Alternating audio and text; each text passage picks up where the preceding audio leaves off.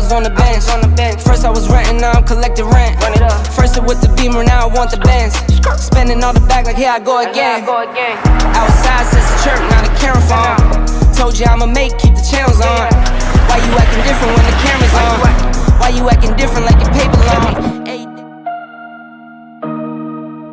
Halo teman-teman YouTube, gue super excited sekali hari ini karena akhirnya yang ditunggu datang juga. Gue ada di satu tempat yang super niat karena gue bukan cuma ingin menunjukkan feature-feature apa aja di mobil ini, tapi gue juga pengen kasih tahu fungsi apa aja yang bisa lo dapetin kalau beli mobil ini. Ini adalah New Pajero Sport tahun 2021. Jadi gue sangat yakin lo semua pasti pengen tahu perbedaan antara mobil ini, New Pajero Sport tahun 2021, dengan mobil yang udah ada sebelumnya. Perbedaannya cukup banyak, dari mulai eksterior, interior, feature-feature yang satu persatu akan gue jelaskan. Tapi untuk mulai itu semua, kita lihat dulu penampilan baru dari mobil ini. A little bit lighter with you. Something's letting me heal.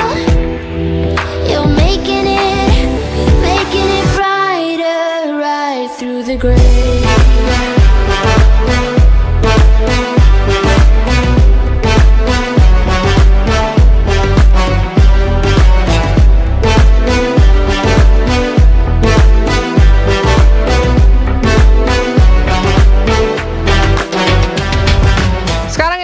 Bagian depan, gue dari jam 5 pagi udah lihat mobil ini waktu lahir dengan sempurna. Kalau lihat dari perbedaan mukanya, jelas ya ini adalah Pajero Sport. Watermarknya mirip, tapi fungsi dari desainnya itu berbeda.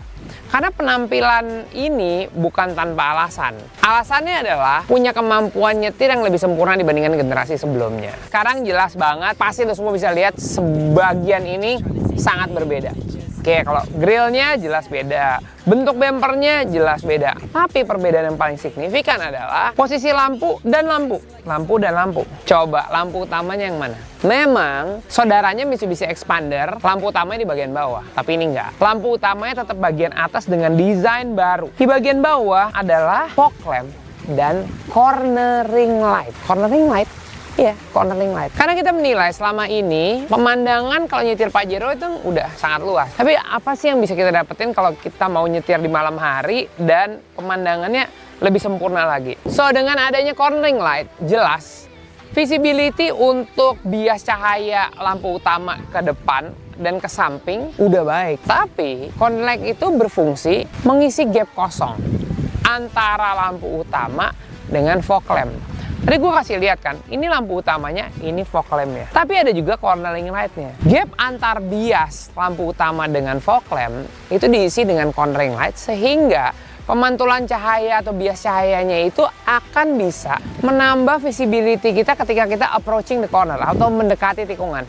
Nah, mendekati tikungan ini kan pasti ada ke kanan, ada ke kiri. Kira-kira sistem kerjanya kalau bannya belok ke kanan, yang lampu yang kanan nyala. Kalau belok ke kiri, lampu kiri nyala. Jadi penyebaran dari center of angle steeringnya itu angle steer kemana dia akan ikut menerangi tikungan yang akan kita datangi. Nah, itu membantu sekali untuk visibility. So, di sini secara adaptif ke kanan dan kiri, bias cahayanya itu akan berada di titik di mana mata kita membutuhkan visibility ketika kita masuk dalam tikungan itu. Bagian depan juga ada sensor. Nah, sensornya ini untuk parkir tentu, untuk radar juga, untuk off-road. Kita nggak tahu suka malam hari, suka siang hari. Udah lengkapi juga dengan washer untuk headlamp.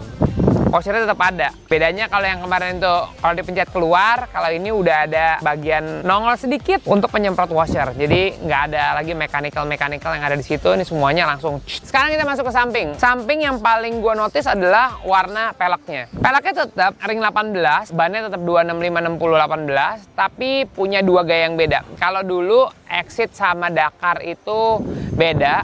Kalau sekarang semuanya ring 18. Sama-sama 265/60/18, tapi warnanya beda. Oh, tadi gue kelupaan dikit. Di bagian depan lampu, di bagian lampu depan udah dilengkapi juga dengan daytime running light. Bedanya antara yang Dakar dengan Exit ataupun GLS, yang Dakar itu lampu depannya LED DRL-nya.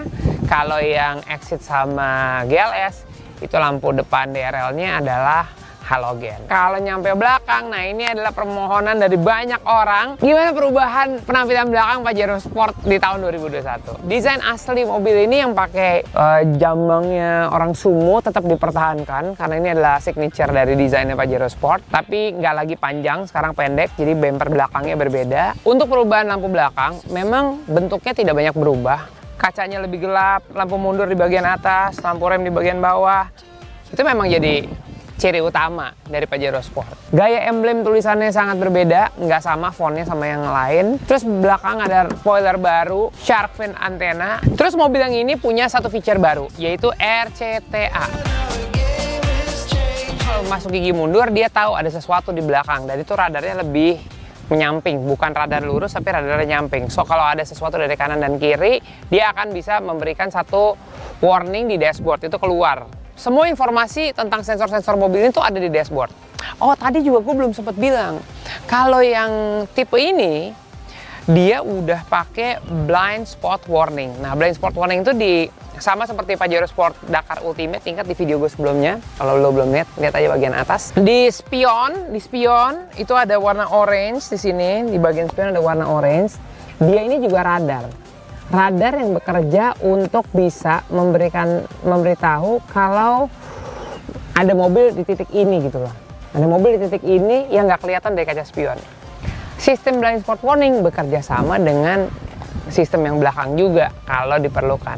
Nah, sistem ini secara efektif bekerja kurang lebih radiusnya 70 meter dari mobil. Jadi paling sampai jarak 70 meter kan, kalau di highway kan 70 meter nggak terlalu jauh ya, tergantung speednya. Itu dia bisa ngedetect. Makin dekat dia akan lebih sensitif dan memberikan informasi di dashboard bahwa hey, something happen di sebelah kiri, something happen di sebelah kanan, atau di bagian belakang. So, habis ini kita akan masuk ke bagian dalam karena ada kejutan menarik. Lu bisa charger, colokin handphone, colokin laptop malah. Dan yang paling mantep adalah ini. Terbuka, gue maju dikit. Oke.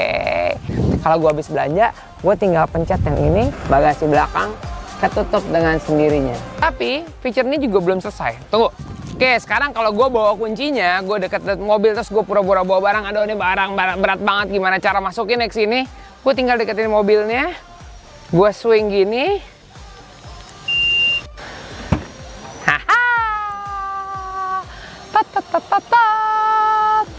Jadi entry-nya pun juga ada satu feature tanpa kita harus pencet.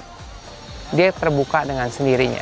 Habis itu, oke, barang udah masuk ya, bla bla bla bla bla. Oke, barang udah masuk ya, kita jalan. Pas jalan, oh my god. Bagasi gue masih kebuka, gue lupa. Ya kalau pakai remote gue bisa ini. Di tengah dashboard itu ada pencetan.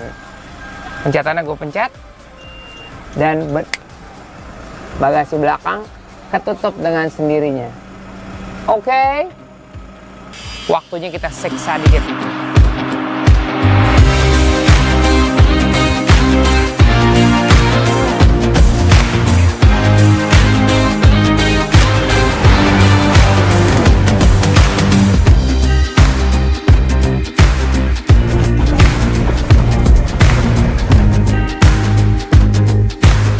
Berhubung ini mobil yang 4-wheel, jadi gue mau coba off-road mode-nya.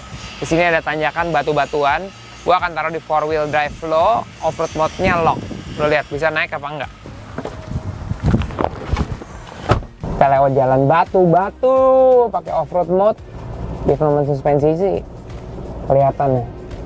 Bandingan mobil itu soft di jalanan kayak begini, tapi kalau di jalan aspal relatif. Tapi kalau di jalan off-road, suspensi bagus apa jelek itu mutlak. Sekarang kita coba jalan, tanjakan udah di depan kita, masuk di off-road mode, pencet tombol yang ini. Sekarang masuk di 4 low, giginya masuk D. Oke. Ini pasti suspensinya super twist karena batunya beda tingginya, sangat beda. Nah, di titik ini mobil hampir nggak bisa jalan, tapi off-road mode-nya dengan ABS bekerja dengan baik sih. Lo lihat nggak barusan? Itu jalanannya kan kayak nggak mungkin nih barusan, karena konturnya tinggi sebelah, terus pasti bannya ada yang ngangkat gitu kiri sama kanan. Nah, si off-road mode-nya ini berarti bekerja dengan baik. Karena off-road mode tugasnya adalah kalau ada ban yang sebelah mutar kan kita pasti nggak ada harapan kan, mobilnya akan ngangkat gitu. Tapi dengan off-road mode dia mindahin traksi ke ban yang ada grip. Jadi di sini pas muter direm pindah ke sini, terus jadi jalan aja. Dan satu hal, suspensinya gue nggak nyangka mobilnya nggak berasa apa-apa di dalam, kayak diem aja gitu. Semuanya berjalan dengan baik-baik aja. Sangat bisa diandalkan. Sekarang gue mau turun. Tadi gue naik, sekarang gue turun. Gue aktifin di 4LC atau 4 low. Gue aktifin mode namanya Hill Descent Control, HDC. Jadi kalau gue jalan nih, ini tempat gue nanjak tadi kan. Ini mobil, gue rem sedikit, terus nanti dia akan kontrol speednya. Dia akan ngerem dengan sendirinya, dengan speed yang sangat rendah. Oke, ini gue nggak ngerem nih. Gue angkat rem sekarang. Ya, mobilnya ngerem. Lihat gue, I do nothing. See? Gue nggak ngapa-ngapain. Oke.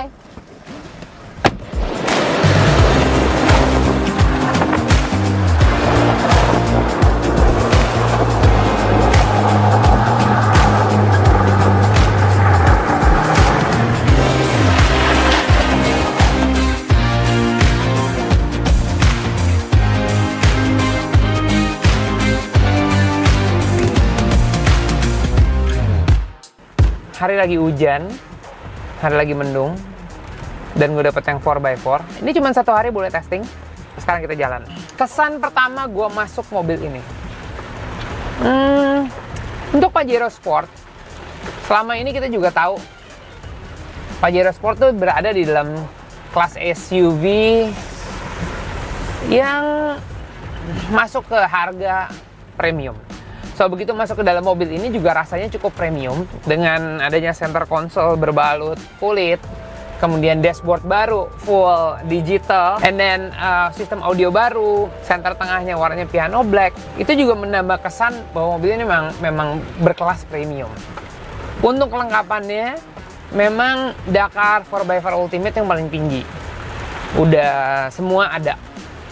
Sensor depan, sensor belakang, dan lain-lain. Cuman sekarang gue lagi dalam interior sambil nyetir, sambil hujan-hujanan. Gue mau kasih kesan pertama ya, karena ini baru jam pertama mobilnya berangkat. Ini upgrade besar dari Pajero Sport yang ada selama ini. New Pajero Sport 2021. Fitur-fiturnya yang selama ini udah ada diperbarui, direvisi. Memang challenge-nya gimana membuat customer itu lebih tertarik lagi membeli mobil ini, karena udah sekian tahun ditunggu dan akhirnya dia datang juga. Oke, gue contohin satu persatu. Di bagian setir sekarang tombolnya banyak banget. Biasanya ini tombol volume, biasanya ini ganti channel. Sekarang berubah. Ini kalau lo lihat di sana, nih ya. Kalau lihat di situ tuh. Ini sekarang ganti trip A, trip B, semuanya di situ. Ya. Terus di sebelah kiri ini. Di sebelah kiri ini tadi untuk ganti. Ini untuk volume. Ini untuk ganti media, ini untuk ganti channel. Ini mau Bluetooth, FM, AM, HDMI dan lain-lain. Oke. Sekarang kita ini kedua. Ini untuk cruise control.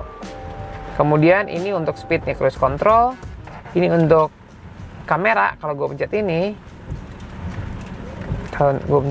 berubah lah itu. Nih ya, kalau gue pencet. Ini sekarang gue pencet nih, tunggu ya, 1, 2, 3, gue pindahin gini. Set, gue pencet, ganti jadi kamera. Dan balik lagi, kalau gue pencet 3 kali. Terus ini untuk radar, kalau kita mau adaptive cruise control, mau seberapa jauh jarak mobil sama depan. Ini untuk telepon, And then, banyak banget yang bisa dikerjain di situ. Cluster dashboard yang dipakai atau cluster odometer yang dipakai 100% adalah digital. Oleh sebab itu banyak banget fitur-fitur yang bisa kita aktifkan dengan notification yang keluar dengan sendirinya dan informatif. Dari mulai pakai safety belt, kemudian menjalankan SOP kayak misalnya gue mau jalanin automatic tailgate, hill descent control, anti collision mitigation system, blind spot warning ada di kaca, kemudian RPM, speedometer ya udah pasti. Untuk aplikasi 4x4-nya juga cukup unik karena displaynya betul-betul 3D dan menunjukkan apakah center diff-nya nyala atau tidak. Nah, center diff nyala itu ditandai dengan warna kuning di bagian tengah. Sekarang gue mau mengoperasikan two wheel drive. Ini pencetannya baru loh, bentuk pencetannya baru. Ini two wheel drive, four wheel drive lock. Untuk ke 4L, lu nggak bisa main masukin aja ke 4L, lu mesti tekan dan putar. Oke. Ini adalah hill descent control. Jadi kalau pencet ini, turunnya pelan-pelan, mau sampai di two wheel drive, mau sampai di four wheel drive juga bisa. Terus ini adalah off-road mode. Yang baru adalah feature ini. Kalau ini kan electronic parking brake. Sekarang Pajero Sport itu punya satu feature baru. Nah, feature-nya itu adalah auto hold.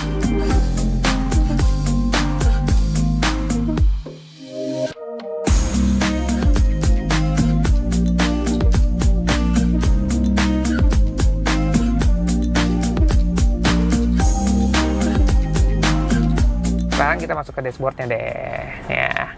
Untuk dashboardnya, sekarang putarannya beda. Kalau dulu kan putarannya model digital, tut. Sekarang analog digital, keren.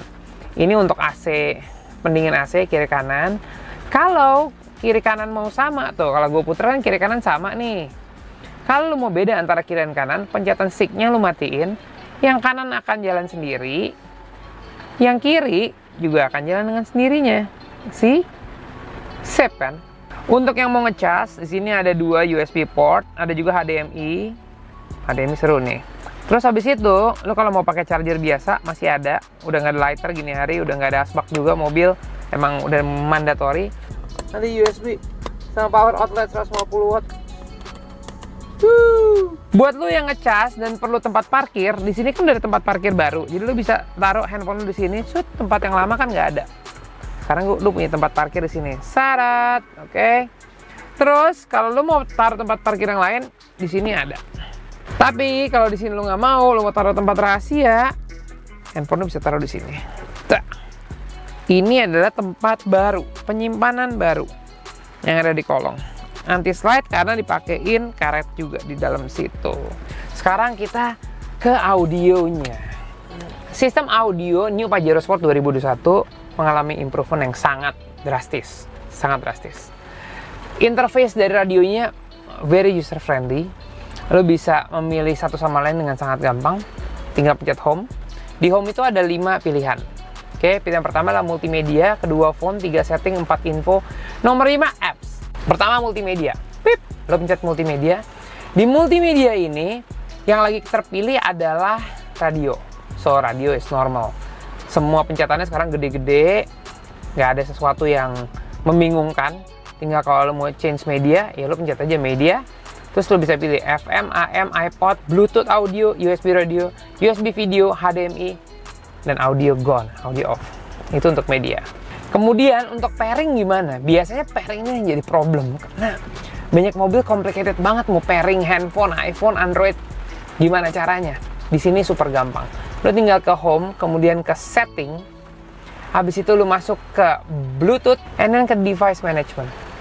That's it. Lo akan ke-detect handphone lo, dan lo bisa synchronize semuanya di sini. As simple as that. Selesai kita bicara audio system 8 inci yang penuh dengan berbagai feature-feature menarik. Yang paling menarik salah satunya adalah mendownload aplikasi untuk bisa berkomunikasi dengan mobil ini. Aplikasinya sendiri bernama Mitsubishi Remote Control. Mitsubishi Remote Control bisa lo download di Play Store maupun Apple Store. Fungsinya adalah, pertama, lo bisa set reminder tentang apapun di sini. Nomor 2 adalah, kalau lo mau buka bagasi belakang, lo bisa pesen dari handphone lo. Tolong bukain dong. Pop.